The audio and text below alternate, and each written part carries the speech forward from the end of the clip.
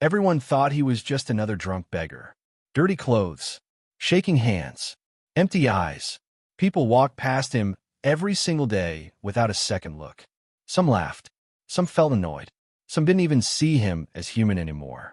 To the world, he was invisible. But what nobody realized was that this man was hiding something so dangerous, so unbelievable, that if people hadn't known the truth, they would have never treated him the same way again. He sat near the edge of the mountain road, holding a broken cup, mumbling words that made no sense to anyone listening. His voice sounded weak. His body looked fragile. His posture screamed defeat. And that's exactly why nobody noticed the small details. The way his breathing stayed calm, even in freezing wind. The way his eyes tracked every movement around him. The way his balance never truly broke, no matter how much he swayed. To normal people, he looked drunk. To a trained fighter, he looked controlled. But no one there was trained enough to see it. Cars passed. Tourists took photos of the mountains. Vendors shouted. Life moved on like he didn't exist. Until something changed. A strange silence slowly spread through the area. Not the kind of silence you notice with your ears. The kind you feel in your chest. The beggar slowly lifted his head. For just a second, his eyes were no longer empty. They were focused, sharp, aware. It was like watching a switch flip inside him. And in that exact moment, something inside the air felt wrong.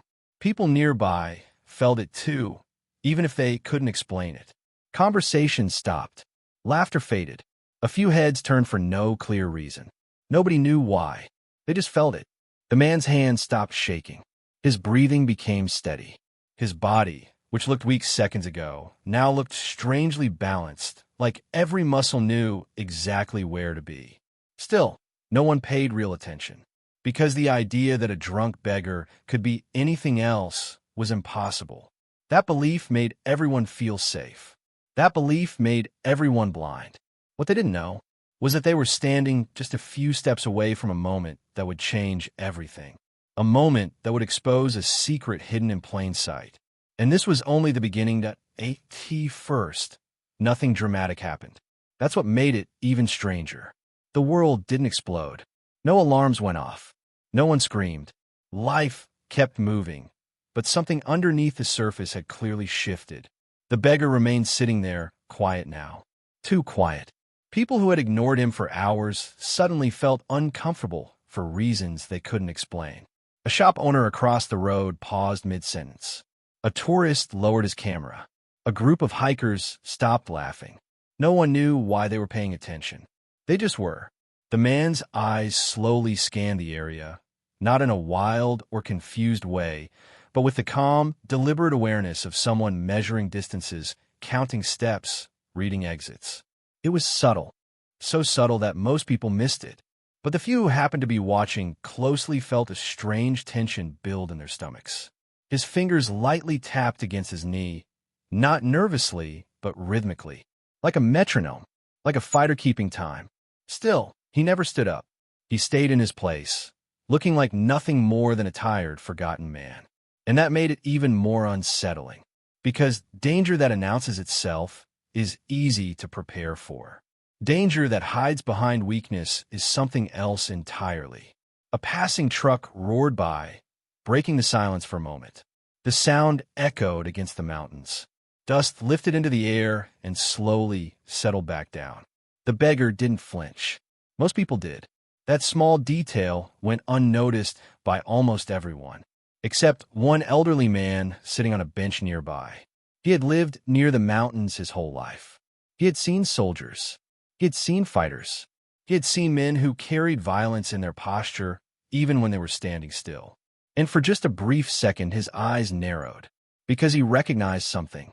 Not the man's face, not his clothes, but his stillness. The kind of stillness that comes from years of discipline. The kind that can only be learned through pain, repetition, and control. The old man leaned forward slightly, trying to get a better look. The beggar's shoulders were relaxed, too relaxed. Not sloppy, relaxed with purpose. Like coiled rope, like a storm holding itself back. A child ran past, laughing. The beggar gently shifted his foot just a few centimeters to avoid being bumped. The movement was smooth. Too smooth. No wasted motion. No imbalance. Just perfect control. It was a movement most people wouldn't even notice. But to someone who understood fighting, it would have been a loud signal. This man was not what he seemed. Minutes passed. The tension grew. Not louder. Heavier. Like the air itself was thickening. A few people started feeling uneasy and stepped away without knowing why. Others stayed, drawn in by something they couldn't explain. Human instinct. The kind that senses a storm before the clouds appear. The beggar finally looked up toward the mountain path. His eyes narrowed slightly. Not in fear. In calculation. As if he sensed something approaching long before it could be seen or heard. That was the moment when the old man on the bench quietly whispered to himself, "This is not a normal man." No one heard him, but he was right. Because whatever this beggar truly was, it wasn't weakness. It wasn't drunkenness. It wasn't defeat. It was something trained, something controlled, something dangerous. Not because it was wild, but because it was disciplined. And the mystery was only getting deeper. They didn't just ignore him. They judged him. To most people, the beggar wasn't a person anymore. He was a label, a stereotype, a reminder of everything they didn't want to become. Some shook their heads in disgust as they walked past. Some laughed under their breath. Some whispered jokes to their friends. "Look at this drunk. Probably wasted his whole life." Another useless man begging for change. Every word was small on its own. Together, they crushed. The beggar heard them. Of course he did. But he didn't react. Not with anger. Not with sadness. Not even with shame. He kept his head lowered, his face hidden, as if their words meant nothing. But inside, something was happening. Not rage. Not pain. Control. The kind of control that only comes from years of learning how to swallow emotion without letting it explode. A young man stopped in front of him, well-dressed, confident, smiling in a way that wasn't kind. He dropped a coin into the cup, not gently. He flicked it. The coin bounced, hit the edge, and rolled away. The young man laughed. "Oops," he said, not even trying to sound sorry. A few of his friends chuckled. The beggar slowly reached for the coin. His hand trembled slightly. To them, it looked like weakness. To someone who truly understood, it looked like restraint. He picked up the coin and placed it back in the cup. No eye contact. No reaction. That's what made it worse. Because bullies don't want peace. They want a response. Another man walked by and deliberately kicked dust toward him. "Get a job," he muttered. A woman pulled her child closer, as if the beggar was something dangerous, something dirty. The child stared with curiosity. Not fear, not hate, just confusion. For a brief second, the beggar looked up at the child. Their eyes met. The child didn't see a drunk. The child saw a man. Just a man. Tired. Quiet. Still. That moment lasted less than a second. But it was enough to show what the others had forgotten. Humanity. The beggar looked away again. Because showing humanity in a world that only sees weakness is dangerous. A street vendor nearby shook his head. "These people never change," he said loudly, making sure others heard. "Always begging. Always drunk. Always useless." People nodded. Agreement is easy when it costs nothing. No one asked how the man got there. No one asked what he had lost. No one asked what he had survived. They only saw what was in front of them. Dirty clothes. Rough beard. A cup for coins. They never saw the scars hidden under fabric. They never saw the discipline hidden under silence. They never saw the past hidden behind those eyes. Because if they did, they might feel uncomfortable. And discomfort makes people look away. So they kept judging, kept laughing, kept stepping over him like he was part of the road. But what they didn't understand was that every insult was being measured. Every laugh was being counted. Not for revenge, for restraint. The kind of restraint that builds pressure. Like steam in a sealed container. Quiet, invisible, but dangerous when released. The beggar wasn't weak. He was waiting, not for a fight, for a moment. A moment when staying silent would no longer be an option. A moment when control would have to become action. And the people around him, they were unknowingly pushing him closer to that moment. Second by second, word by word, laugh by laugh. They thought they were safe. Because to them, he was just a drunk beggar. But the truth was, They were standing inches away from something they could not understand, something they could not stop, something that would soon force every single one of them to see him differently, not as a beggar, not as a joke, but as something they never expected. And when that moment came, there would be no going back. The air felt different now, not louder, not darker, heavier, like the world itself was holding its breath. People didn't know why they felt it, but they did. Conversations became shorter. Laughter sounded forced. Even the wind through the mountain path seemed to slow, as if nature itself was waiting for something to happen. The beggar slowly adjusted his position, not clumsily, carefully, deliberately. It was the kind of movement that meant something, even if no one understood what. He placed both feet flat on the ground, straightened his back just a little, still hunched enough to look weak, but no longer collapsed. It was subtle, almost invisible, but changed everything, because posture is a language. And for the first time, his posture was no longer saying defeat. It was saying readiness. A group of men came down the mountain path, talking loudly. They looked confident, rough, the kind of people used to being in control of a situation just by their presence. They noticed the beggar. One of them smirked. "Still here," he said, stopping in front of him. The beggar didn't answer. That silence felt wrong. Not scared, not empty, measured. The man leaned closer. "You deaf too?" he joked, looking back at his friends. They laughed, but something in their laughter sounded thinner than before, less certain. The beggar slowly lifted his head. Not all the way, just enough for his eyes to be clearly seen. For a brief moment, the world around him seemed to fade. Because those eyes, they weren't confused. They weren't dull. They were calm, deep, focused. The kind of eyes you see in people who have been in places where fear is normal. The kind of eyes that don't need to prove anything. One of the men shifted his weight without realizing it. Another crossed his arms. Small body signals. Instinctive. The human brain recognizes danger long before logic does. The beggar finally spoke. His voice was low, quiet, controlled. "Move along," he said. Two simple words. No threat, no anger. But something about the way he said it made the space between them feel tighter. The men looked at each other. "Or what?" One of them replied, forcing a grin. The beggar didn't answer.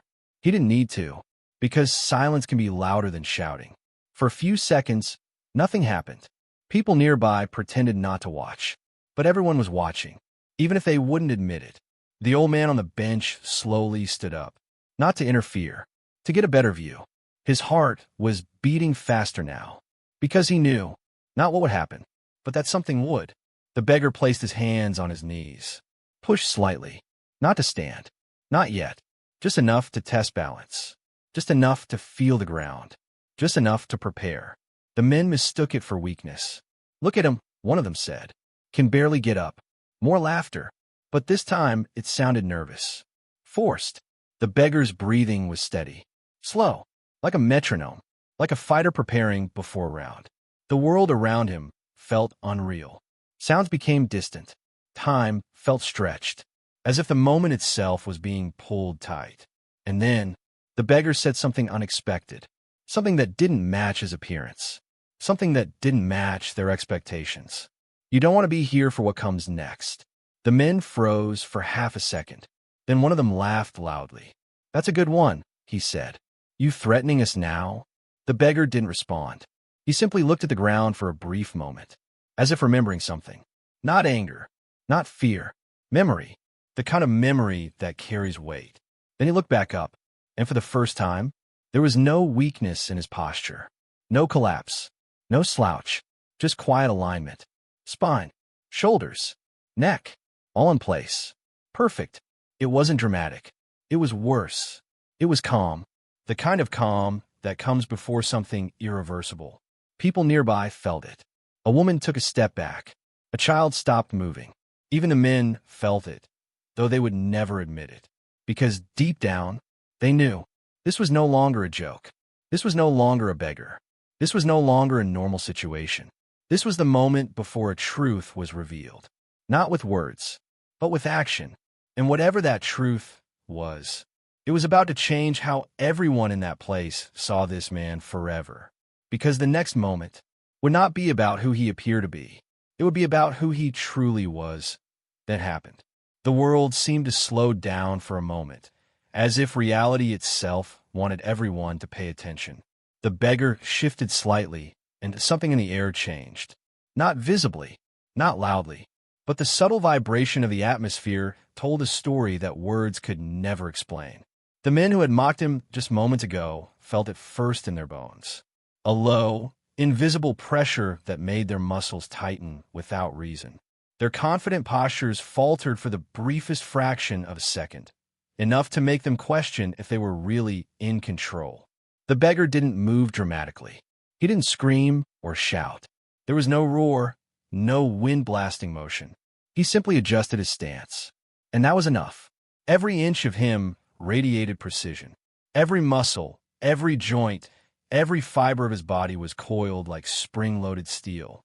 Not a single ounce of energy wasted. Even from a distance, spectators could sense it. The mountain path, the scattered rocks, the wind whistling through the trees, all seemed to pause, as if holding its breath. A stray dog barked. It froze mid-step. Birds overhead stopped chirping. The world around him obeyed the silent command of his presence, recognizing instinctively that this was no ordinary man. The beggar lifted his hand just slightly. The air around it seemed to tremble, not violently, but with an intensity that made hearts race. Nearby, the old man on the bench whispered under his breath, almost as if talking to himself. This is not normal.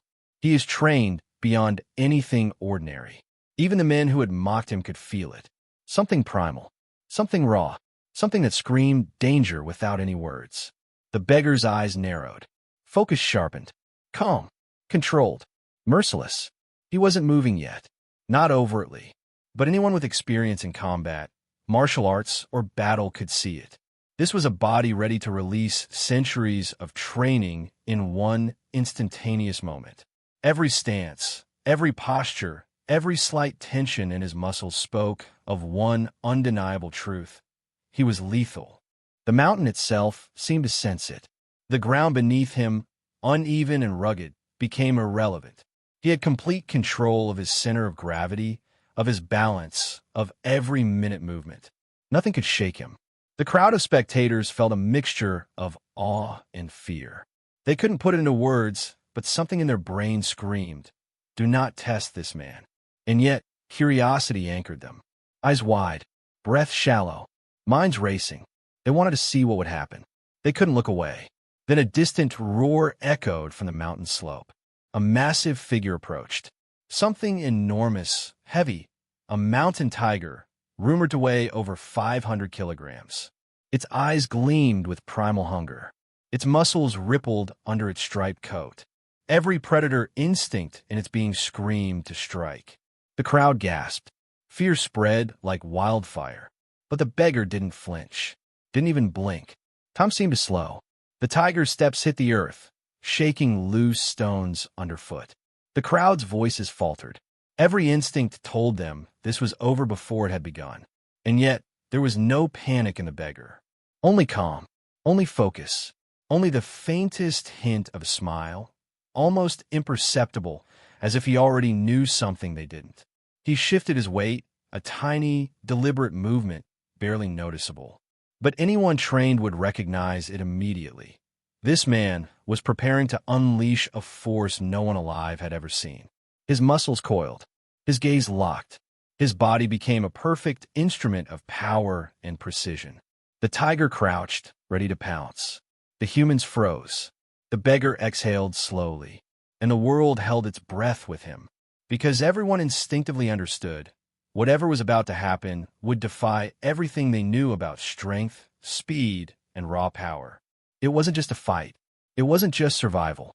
It was a demonstration of something legendary, something that would change the way they viewed the world, something that would make them realize that appearances can be deceiving. And in that charged moment, the beggar, the drunk, forgotten, ridiculed man, was no longer ordinary. He was unstoppable. He was lethal. He was something almost mythical. And the tiger, massive and terrifying, had no idea what awaited it. because the next moment would leave everyone questioning reality.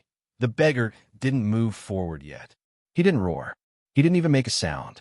And that was the most terrifying part, because he didn't need to. Every person watching could feel it. The shift in the air, the tension in the space between man and beast, the electric anticipation that something extraordinary was about to unfold. The massive mountain tiger, eyes glinting with primal aggression, crouched low, muscles coiled like springs. Its breath came in short, ragged bursts, clouds of mist in the cold mountain air. Every step it took seemed to rattle the ground beneath it. The crowd froze. Their minds screamed at them to run, to flee, to get out of the way. But their bodies refused to obey. They couldn't look away. And then it happened. The beggar stood taller. Just a fraction, almost imperceptible, yet it was enough. His presence shifted. His aura became undeniable. The air seemed to hum with raw energy. And in that moment, someone in the crowd whispered, barely audibly, "Could it be?" Another voice answered, trembling, "No, impossible." But deep down, they all felt it. That power, that precision, that calm, lethal confidence. The man who had seemed weak, useless, forgotten, had been the greatest martial artist the world had ever known. And now, standing before a 500 kilograms mountain tiger, he was no longer hiding. The legend was real. Time seemed to slow. The crowd couldn't process it. Their brains struggled to reconcile the image of a frail, drunken beggar with the unmistakable aura of Bruce Lee. The same sharp, penetrating eyes. The same flawless balance. The same presence that could dominate a room, or, in this case, a mountain. The tiger's instincts screamed danger, but even it hesitated. It could sense the extraordinary power before it. Something primal told the beast.